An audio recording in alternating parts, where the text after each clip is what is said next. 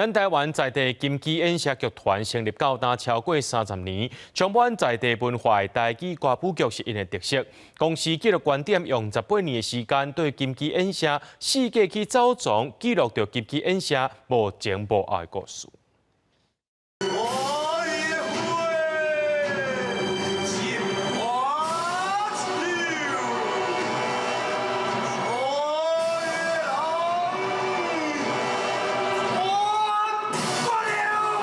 以古希腊的诗人荷马的长篇史诗《伊利亚特》发想的剧本，就算是希腊神话，金鸡演社剧团也通用台语版。而且希腊悲剧伫电影布莱特比特，伊都用英文啊，啊是安怎用英文讲，啊是安怎袂用台语讲。金鸡演社剧团1993年成立到达超过30年，剧团的养分来自民间欧佩拉戏等等台湾文化。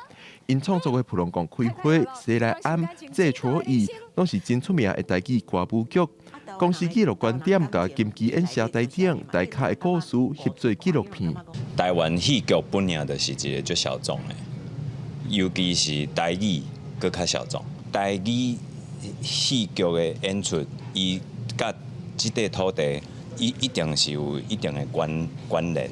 纪录片导演吴英杰用18年的时间，对金鸡演社的演出世界去记录金鸡演社安怎甲民众切分的议题重新编写，真做感动观众的台语戏剧。像讲，咱有做一出叫做《西来庵》吼，这个就是咧做台南抗日的这个事件。啊，这物件吼，伫咱的教育的内底喏，咱的册内底写干一小段尔。 啊，一点仔尔，啊，到底迄个材料要去倒找？啊，对阮来讲，阮就是爱去找。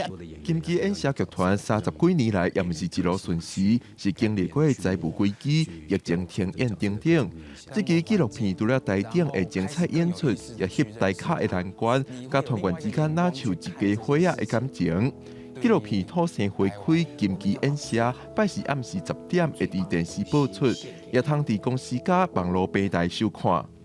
记者顾问王兴忠台北报道。